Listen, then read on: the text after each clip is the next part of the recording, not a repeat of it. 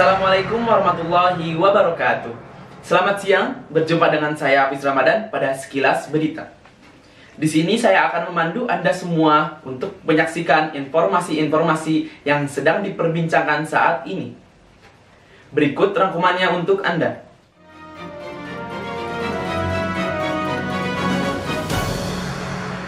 Informasi pertama datang dari dunia bahan bakar, di mana pemerintah memiliki wacana untuk menghapuskan bahan bakar jenis premium dan pertalite. Hal ini menimbulkan banyak kontroversi di kalangan masyarakat. Berikut liputannya untuk Anda. Pemerintah tengah bersiap dalam penghapusan BBM jenis premium dan pertalite di tahun 2022. Padahal kedua jenis BBM ini masih menjadi pilihan utama masyarakat dalam mengisi bahan bakar kendaraan mereka. Penghapusan ini dilakukan dalam rangka memperbaiki kondisi lingkungan yang dinilai semakin menurun. Pemerintah pula mendorong agar masyarakat memilih bahan bakar yang ramah lingkungan. BBM yang dikatakan ramah lingkungan memiliki nilai oktan atau research octane number di atas 90. Sedangkan premium memiliki RON 88. Nah, kira-kira untuk penghapusan pertalite sama premium itu kira-kira Bapak setuju nggak? Enggak lah. Nggak, kenapa? Ya, lumayan juga kalau premium sama pertalite dihapus.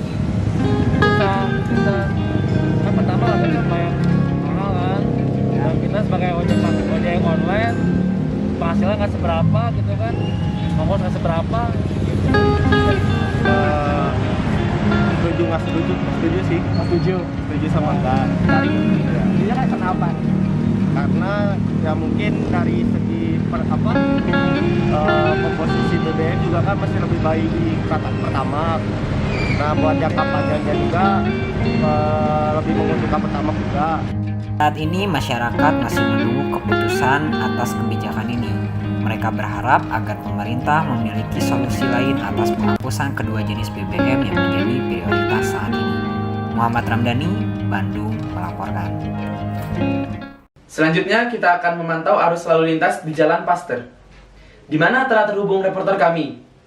Bisa dikabarkan bagaimana situasi di sana sekarang, Saudara Bohan? Ya pemirsa, saya sekarang sedang berada di Jalan Paster, tepatnya di depan Hotel Holiday Inn, di mana keadaan lalu lintas sekarang terpantau padat, yang dimana penyebab dari kemacetan ini kurang lebih adalah faktornya hari kerja pertama di tahun 2022 ini. Banyak pekerja yang mulai melakukan aktivitas kerja setelah melakukan liburan tahun baru dan Natal tentunya.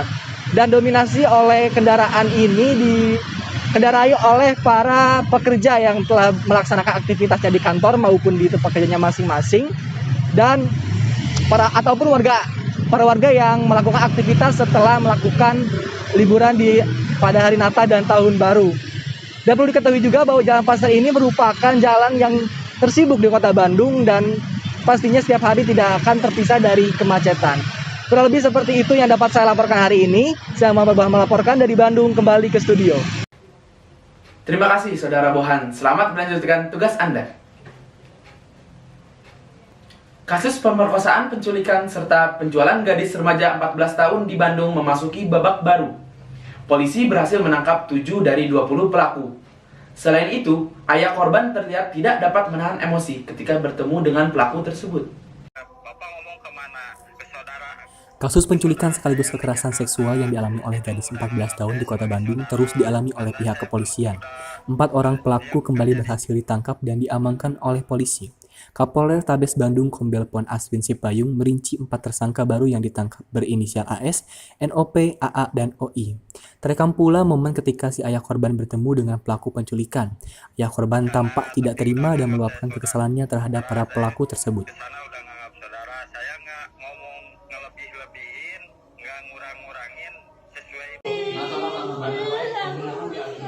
Seperti diketahui sebelumnya bahwa kasus ini dimulai ketika korban yakni seorang gadis berusia 14 tahun dinyatakan hilang, hingga akhirnya ditemukan dalam sebuah aplikasi pesan singkat dengan isi pesan bahwa korban dijual sebagai pekerja seks komersial. Sampai saat ini polisi terus mencari pelaku lain yang diperkirakan berjumlah 20 orang. Muhammad Bohan, Bandung, melaporkan.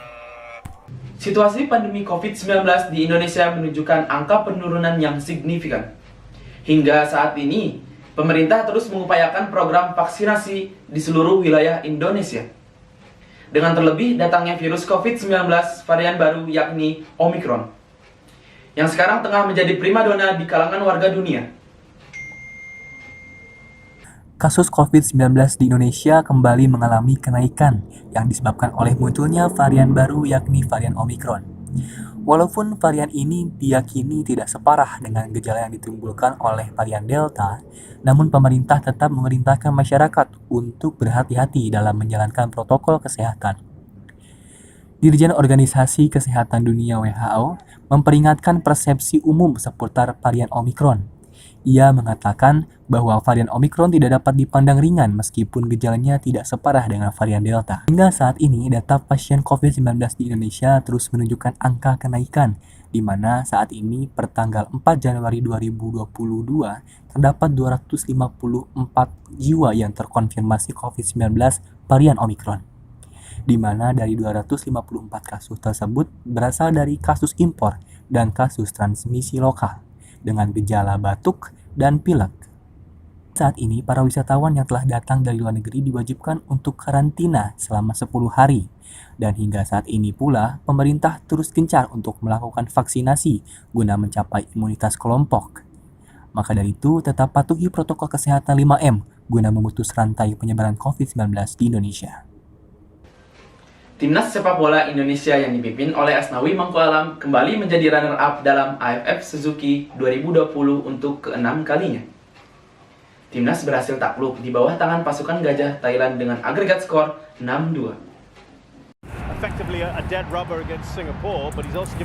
Tim nasional sepak bola Indonesia yang dipimpin oleh Sintayong kembali memasuki final di AFF 2020. Asnawi dan kawan-kawan bertemu dengan pasukan Gajah Thailand yang sangat kuat dan juga sudah menorehkan prestasinya, di mana Thailand sudah menang 2 kali berturut-turut di AFF 2016 dan juga 2018. Tak mudah bagi Arhan untuk menaklukkan pasukan Gajah karena kuatnya pertahanan dan juga penyerangan yang sangat baik. Disiplinnya pertahanan Thailand membuat tim nasional Indonesia kewalahan untuk membobol pertahanan tersebut. Alhasil, dalam pertandingan leg pertama, Indonesia harus menelan kekalahan sebanyak 4 gol tanpa balas. Hal tersebut membuat Sintayong harus memutar otak untuk bagaimana menaklukkan pasukan Gajah di leg kedua. Harap-harap cemas kembali datang di mata masyarakat Indonesia. Tidak ada yang tidak mungkin. Di leg kedua, Indonesia akhirnya mampu menyamakan kedudukan, yaitu 2-2. Hal tersebut dapat membuat percaya diri semakin tinggi di kejuaraan selanjutnya. Bagi Anda pecinta kuliner khususnya yang tidak mengandung unsur hewani, kami memiliki referensi tempat yang cocok bagi Anda. Di Bandung terdapat restoran unik untuk Anda yang sedang menjalankan pola hidup sehat. Berikut informasinya sekaligus penutup liputan berita kali ini. Tetap patuhi protokol kesehatan 5M.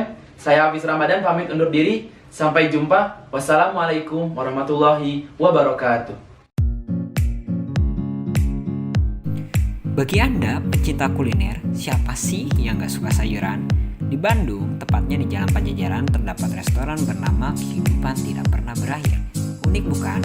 Ya, restoran ini menyediakan makanan yang mengandung unsur sayuran. Kali ini saya sedang berada di tempat makan Kehidupan Tidak Pernah Berakhir, yang dimana tempat makan ini menyediakan berbagai macaman dari tumbuhan dan tidak mengandung makanan dari bahan hewani ataupun daging. Ingin tahu selebihnya? Yuk ikut aku ke dalam.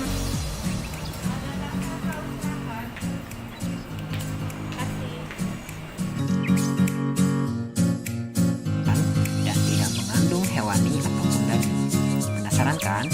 Ya, sebelum kita membeli makanan, kita senantiasa harus mematuhi protokol kesehatan. Ya, ini tadi makanan yang udah saya pesan. Di sini bisa dilihat ya, ada sate. Sate ini sate sayuran ya, bukan sate daging, tapi ini satenya sate jamur. Terus ini juga ada, tadi saya udah mesen wortel juga, terus ada tempe orek sama kentang ya. Ini kita mau langsung makan aja nih. Makan.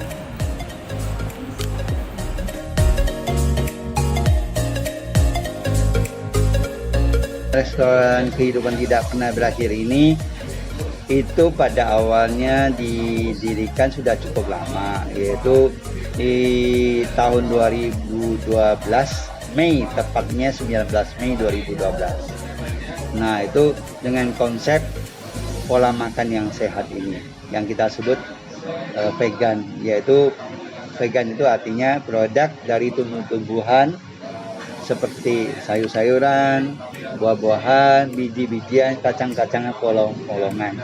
Itu tanpa unsur hewani seperti turunannya daging itu susu, telur dan madu di sini nggak pakai.